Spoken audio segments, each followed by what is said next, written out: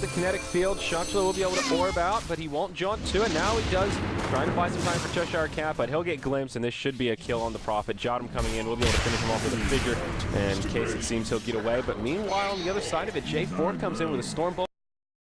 Now Sven will rotate his way up top. He's found his level 7. The Sven has leveled himself very, very well, meaning that he is in the position 4. They will go on to BZZ, caught inside the Sprout, Stormbolt to follow up, and they'll be able to bring him down easily. God's Strength used, but I don't think J4 even gets a God's Strength auto attack. Glimpse back onto Shotchlo. But will he be able to survive is the better question. Stampede will secure the kill, and they'll just jump right on top of it. Will do on the Shotchlo, but he'll live to tell the tale. Now they'll turn it around. No bonus damage will come out on either side, but it is a dead Legion commander. Meanwhile, in the bottom lane, the Nature's Prophet does get taken out. But the difference here is that PowerRangers, who get the tier 1 tower, will get the deny on their top. And the 1-for-1 trade, they'll be happy.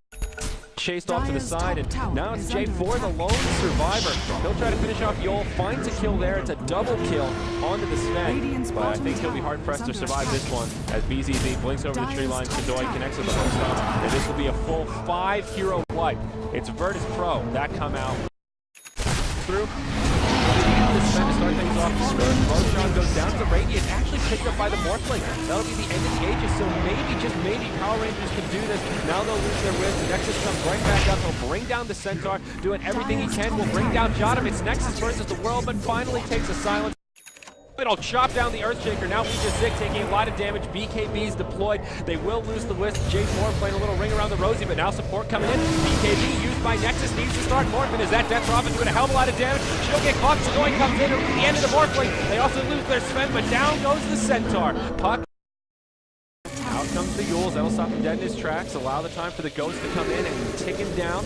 Now the tower will be under heavy pressure. And it will be G that secures the tower kill with just a single ulti. Still has the refresher, so they could look to re-engage if need be, depending on how PowerRangers handle this. Now, Shotchlo comes in, catches the Disruptor inside of the Yules. Will go blow for blow, but another fight breaking out on the backside. They'll find the Wisp. G will be able to bring him down alongside Sadoi. Meanwhile, on the top, Shotchlo will find the kill onto the Disruptor, but Morphling takes a lot of damage. And Virtus.Pro, they're not done yet. Shotchlo is in the side of the secret shop. He'll get initiated on. Jotum's there with the totem. The duel. BZZ brings him down. Now back at the top lane. It'll be Cheshire Cat looking to perhaps TP home. Won't be able to find it. And G will just go blow for blow and then uses the Shivas. In comes Sadoi, the double edge to bring him down. And Virtus.Pro just come out way ahead of this exchange. The team fight recap useless because it doesn't tag them all together. But still, it's Virtus.Pro with a big lead. Yeah, I don't know how you fail to Yules or Phase Shift when you see a Earthshaker dropping down his totem right in front of you, but he does get caught out there. The chain stun is legit. Another duel forced the BZZ. For those wondering, on the top lane, the puck was tethered and just used his Phase Shift instantly, so it was very difficult to see, but I checked the combat log and that was the state of affairs. Now the Exorcism coming down on these top racks, and they really just need to bring everybody to it. They've got some lifesteal on Morphling, not a full Dominator, just the Morbid, so he does have gold for buyback, and they will go in. Yeah, Nexus pressing forward here. BKB's used the plenty. The duel comes out on the J4. BKB will help keep them alive. The fight has been used. Stampede, and it will be the end of the Sven. Nexus in the front lines, doing as much damage as he can. Puck is the only one that's fought back here, so there will be a second wave from the PowerRangers, but they've already lost 2. It's a 5v3 on the field as Sadoi comes in to try and zone them out. The barracks will be exposed, and they will be brought down. This is 2 lanes of racks now down for the PowerRangers. Virtus.Pro that much closer to securing the win. Orb flies through, and Sadoi still zoning effectively. Jotum with the dunk on the Nexus. Yol comes in with the ultimate, and Nexus will go down. They lose their Earthshaker, but a worthy trade as now the puck will Phase Shift and gets hoof stopped right away from Sadoi. Beautiful timing before the waning rift can come out. Buyback on the Morphling, but this seems to be a lost cause as Cheshire Cat goes blow for blow with BZZ. It won't end in his favor. Now he'll buy back. And the adapter. There's the duel from Nexus, but it's another duel for BZZ. Nexus in big trouble. Just barely the LC is able to survive, gets the damage and goes down shortly after. Nature's Prophet, it'll be a dieback. It's a full team wipe for PowerRangers. No buybacks remaining, and that should be it. Virtus.Pro have secured the win. GG, well played is called.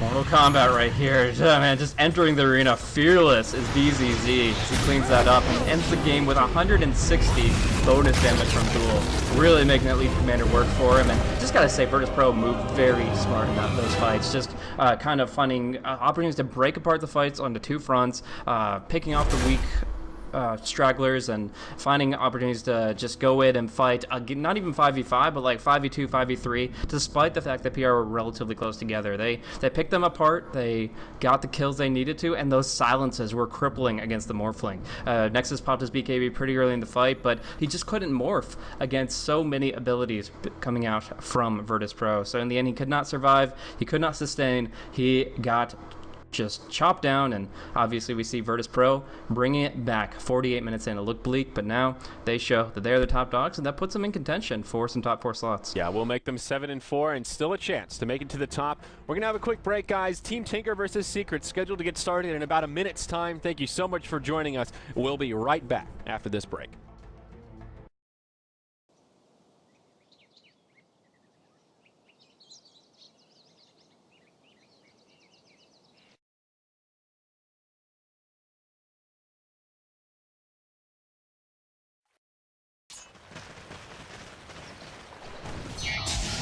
I mean, now they're going to get the stun right onto Pycat. He's going to have to morph, and he doesn't have mana for waveform now. This might actually be the kill with the Warcry movement speed buff. They need one more good right click from the Sven. Oh, just one more from Big Daddy. There it is. First blood drawn by Karaki. A huge kill, and they almost have enough for another. The stun will come out. Bubba will be feeding away the second kill. Big Daddy may fall under the tower, but no. The aggro is true. Karaki will tank the hit. Boots, and we'll be able to connect with the clap.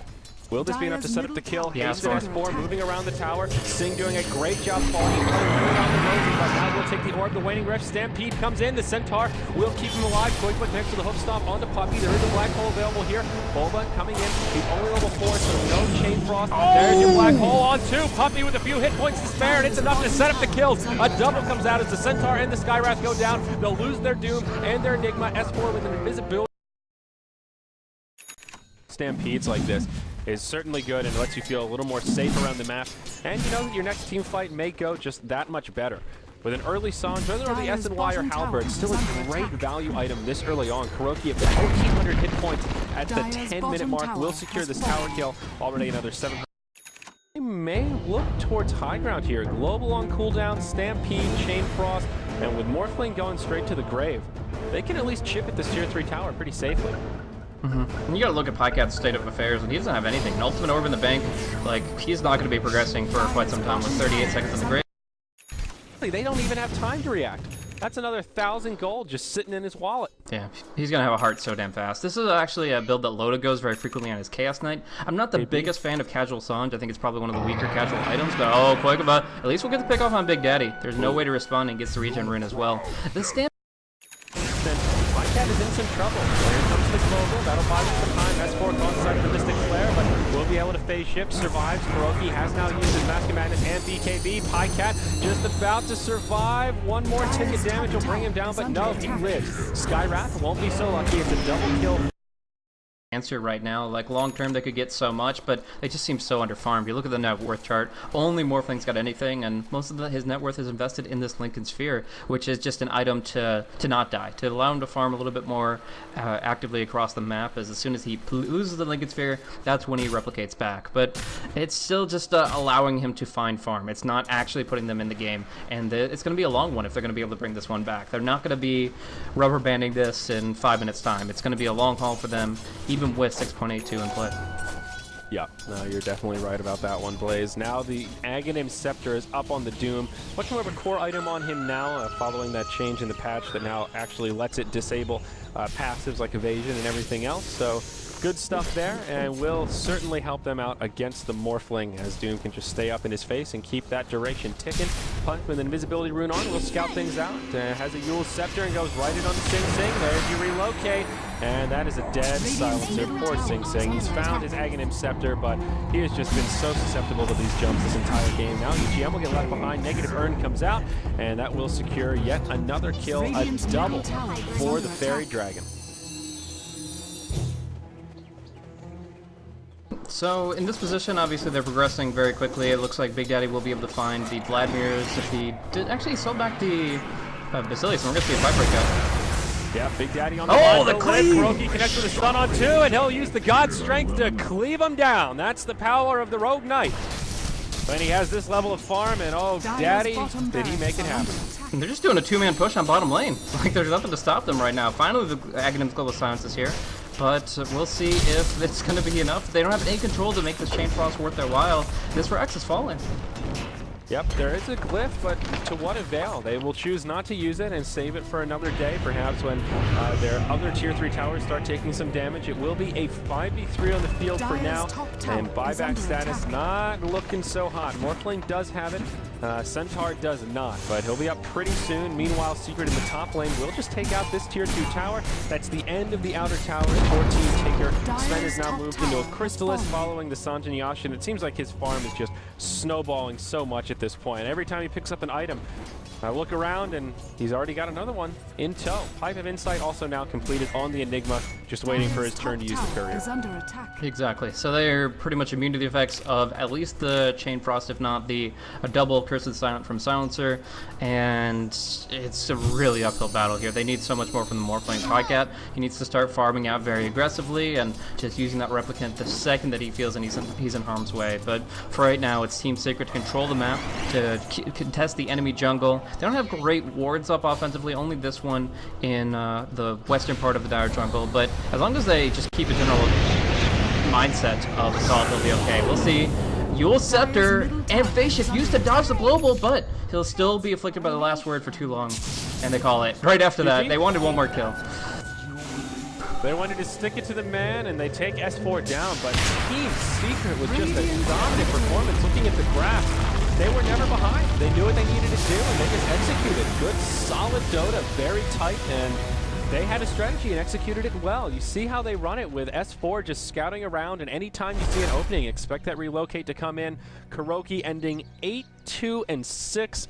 That was a very impressive display of Sven power. Yeah, it really came down to how that bottom lane panned out. The fact that they were able to dive with that extra mana pool on this Sven, get a couple of stuns out in the fights, and do a lot of work there. Also, Puppey, without a Blink Dagger, got some really solid black holes off, so got to commend him as well. But it was just Team Secret as a whole. They kind of 4v5 with the fact that Simba was forced into tough situations, the suicide lane as it is, and really it was just some great play from Puppey and Kuro that got it done, and obviously Team Tinker weren't online in time. Like Sing Sing, got tons of potential if they doubled their net worth, but 26.5 minutes in, it's just not going to happen in that losing fashion. But good game well played, Team Secret, showing they're still dominant when it comes to the European scene. Yeah, absolutely. So we'll have another break here, guys. Next game scheduled to start in about half an hour. It will be Team Secret versus Virtus.Pro. I'm Zyori, joined by Blaze. You can follow us both on Twitter if you enjoyed the cast, at Zyori TV, at Blaze Casting, and of course at Beyond the Summit to stay up to date with all things in the. Thanks for joining us, and we'll be back after this break with 2 more games of StarLadder EU.